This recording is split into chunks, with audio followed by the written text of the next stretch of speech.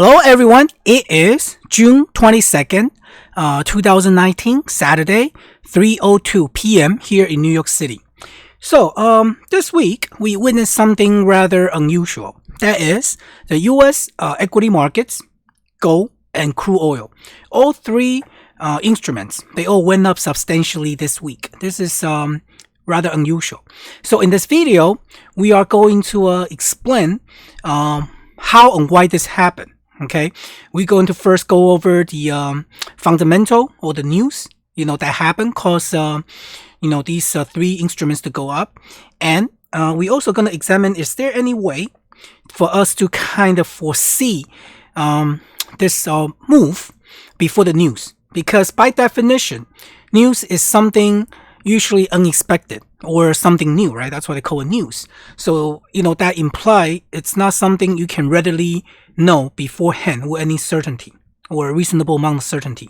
So in this video, we're going to see if we can use Pendragon 321, our proprietary system, try to see any clue before these dramatically move happen. All right. We're also going to see what's next for the stock market, gold, and crude oil. And then later on, we're going to analyze the semiconductor ETF, SMH, and Tesla, that's TSLA. So by the way, SMH and TSLA, these two symbols and products were suggested to me by my viewers. So if you'd like me to analyze any products and stuff like that, you can leave me a comment, in the video section, or let me know by email. All right, let's get started. So the major reasons that's mostly widely cited for the U.S. equity market's big rise this week. In fact, S&P made an all-time high, new all-time high.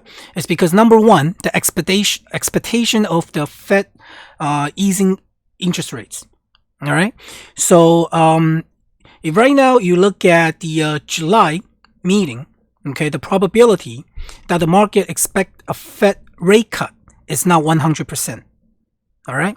In other words, the market expect that by the next July's Federal Reserve meeting, the rate's going to be cut. And not only that, if you look at the bond markets, the rates has already been going down already. And why is this important?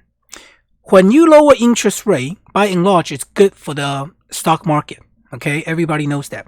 And there are several worries that the U.S. Stock market is currently facing. Number one, the current economic expansion is very, very low now. I believe by next month, by July, sometime in July, this will officially be the longest economic expansion in U.S. history. All right, so it's about over 10 years or 10 years, give or take. So people are worried that this expansion could be a little bit long in the tooth or a little bit tired down now. And furthermore, everybody know the U.S. is currently having a major trade dispute or trade war, whatever you want to call it, with China. All right.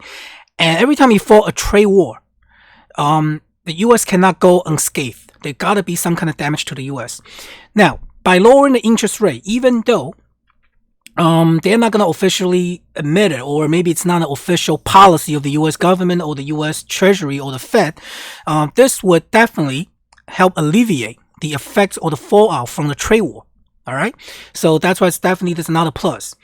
Now, furthermore, on June 9th, I believe, European Central Bank, the president, Mario Draghi, he made an announcement that the European Central Bank would hold a rate hike until at least the middle of next year, right? So right now we are in late June, so we are about the middle of the year for 2019. So in other words, the European Central Bank will not start their rate hike until the middle of next year, so at least for another year. So that means right now in the Eurozone, the interest rate policy are, still very loose. Okay, the real interest rate, in fact, is either zero or below zero. You have negative interest rate policy. So basically, there's a lot of liquidity still floating around.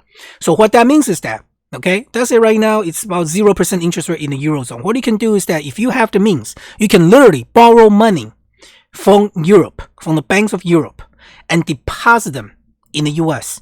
Now, even though we expect the Fed to start lowering interest rate, but even if you factor into a rate easing, okay, rate cut from the US side, both sides, relatively speaking, compared to the Euro interest rate versus the US interest rate is still much, much higher. So what you can do is that borrow money from Europe and you deposit it in the US banks. That's called a carry trade. And since you deposit it in the US, this is a virtually risk-free trade, right? And if you want a higher yield, now you're going to borrow euro and convert them into dollars. You might even invest them in some more risky assets in the US, such as equity markets or real estate markets. So that's why a lot of money are going to flow to the US. And not just the Eurozone. The Japanese central bank is still adopting a very loose monetary policy. In fact, all over the world, including China and many other economic areas, they are all loose money policy. And all this money, right now, U.S. economy is the strongest in the world. So all this money, we expect them to come to the U.S. So that's another boost to the U.S. equity markets. Now, number 3, it's the possible relief to the current trade dispute with China. Right now, there news being come out that both President Donald Trump and President Xi Jinping of China will attend the G20 meeting later this month. So if not an outright resolution, at least we should have some kind of pause, maybe even understanding between both sides to the current US-China trade dispute. So that's another great benefit boost to the US stock market. All right, so that's why this week the US, the stock market starts to go up quite a bit. Now, what are the major reasons and the news behind the rise of gold and crude oil this week? Because usually crude oil and gold and US market, they don't go up together. They usually it's kind of like opposite. Now, number 1, for gold and crude oil, we have to understand is that gold and crude oil, they are priced in US dollars. All right. In other words, their price move, their fluctuation is strongly tied to the strength or the weakness of US dollar. Right. So gold literally, it's a commodity that it could be considered as a substitute to US dollar, because we all know throughout human history, doesn't matter who you are, regardless of your cultural background, regional background, doesn't matter. For some reason, people use, all the culture throughout the world, almost all of them, use gold and or silver as one form of the other of currency. So gold is a competition for US dollar, right? So if US dollar is weak, gold is going to go up. Now, crude oil is actually the most important commodity in the modern industrial world. Everything, including the food production, is strictly tied up to crude oil. Okay? It's not just the crude oil itself. A lot of derivative products, such as gasoline, fuel, whatever, a whole bunch of other things, even plastic, these all came from crude oil. So crude oil is really the single most important commodity that make the modern society run. Okay, so again, crude oil is priced in US dollars. So when the US dollar is weak, both commodities will go up. And why is the US dollar weak? Very simply put, the first 3 reasons we talk about primarily because we expect the Fed to ease. Okay, so when the Fed ease, what does that mean? There's going to be more money in the system. So that means there's plenty of money to go around. So when you have more money, more US dollars, right? And your supply of gold and crude oil is relatively fixed, obviously the price of gold and crude oil is going to go up. Okay, so that's one major reasons. All right, so it's not just the US dollar. It's like I say, European Central Bank, the Japanese Central Bank, the Chinese Central Bank. There's a lot of liquidity slushing around the world. So that's why crude oil and gold fundamentally, they will go up. Right? Now, that's one major reason. But this week, both the crude oil and gold went up dramatically. Why is that? Another big reason is a potential crisis in Iran and the Middle East. We all know a few weeks ago, there were 2 tankers that were sabotaged. And the US blamed and singled out Iran for the bad actor in this instant. Right? And then, a few days ago, Iran shut down a US drone. Okay?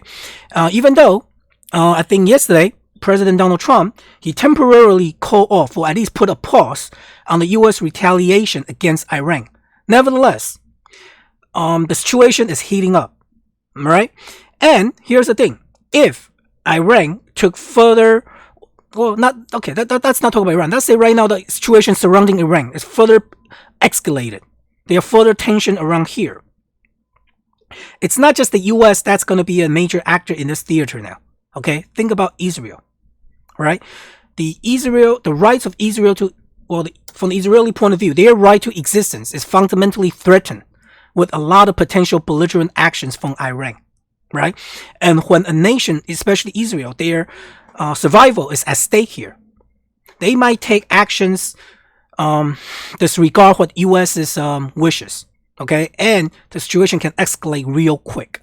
And we all know the Gulf of Hormuz, the Gulf in the Middle East around Iran there, it's rather narrow. It's very easy to choke off the flow of oil.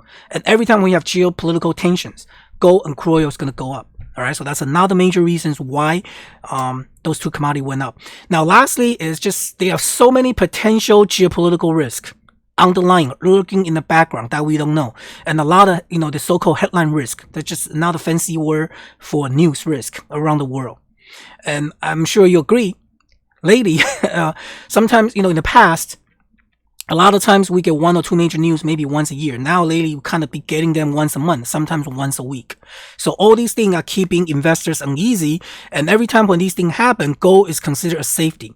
All right, flight to safety. So these are the so-called fundamental or the news reasons why U.S. equities and gold and crude oil went up so much this week.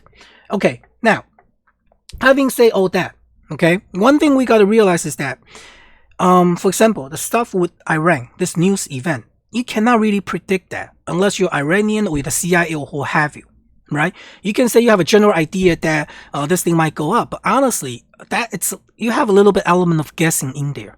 Okay, you're just guessing. Besides, the timing is very difficult. So, is there any way that we can further fine-tune this process? Okay, and without knowing the news or regardless of news, that we can know maybe the market is going to go up. So we can go to my Pendragon 321 system. So in last week's video, if you guys recall, all right, so right now we're looking at the Pendragon 321. Last week, I mentioned that, okay, first of all, we have a confirmed short signal, right? This is last week's video, and the market was supposed to go down. And I mentioned that at the very minimum, the market, okay, should touch the green line. Should touch this green line for support. Okay, but instead, last week the market is right over here. It was actually in a trading range, churning on the flat line, and I say that's a bad sign. In the preview, as I said that if market cannot even touch the green line, okay, that means this market is very strong because it should go down, but it's not going down. And also, usually the moment we have signal, the market usually will resolve in the direction of the signal. So if we have a short signal, the market usually will resolve in the direction of going, down. Okay. If we have a long signal, the market usually should go up, soon after that. But instead, it's in the trading range. So in the last week's video, I mentioned that if this thing go on further, I said be ready for the market to reverse, and not only reverse, it could go on to make a new all-time high. Indeed, that's what happened this week. All right, so we got that this week on the S&P at least. So what's next? Now, Friday was an inside day. Okay, so now what we're going to look out for is that if there's going to be a pullback, we have all these price level to watch out for. Okay, so look out for this price levels, 291.44. Okay, that's the potential, support.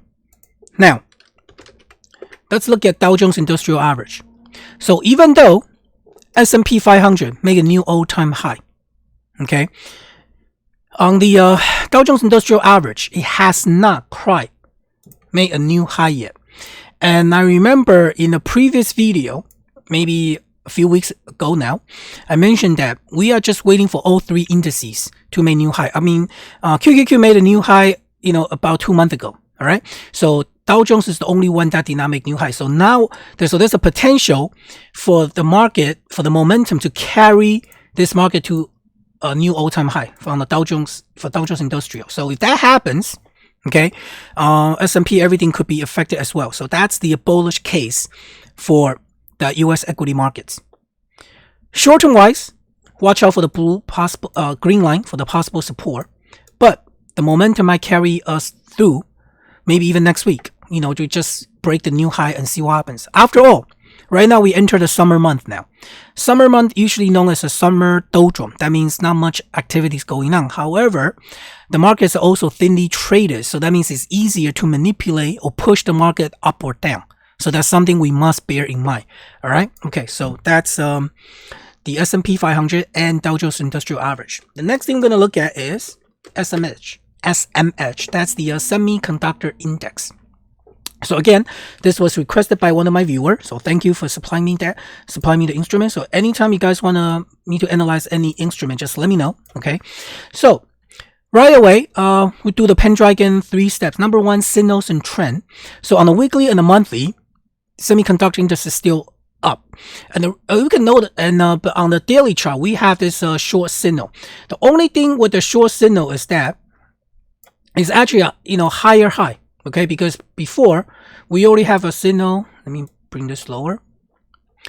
About a week ago, over a week ago, right? And this thing probably went down and it touched the purple line. Okay, and the market bounced off that. So now we got another second short signal on Thursday. Only thing that I don't like about this the current short signal is that it's actually a little bit higher high. That means it actually went higher than the previous short signal. Okay, and also look, our first support, possible price target support, is this pink and yellow and green line. They're fairly close. In fact, they're together. So that's 105.64 to 105.74. So that could be a strong potential support. All right, so we kind of skip over to level up, step 3 already, price levels. So that's something to watch out for.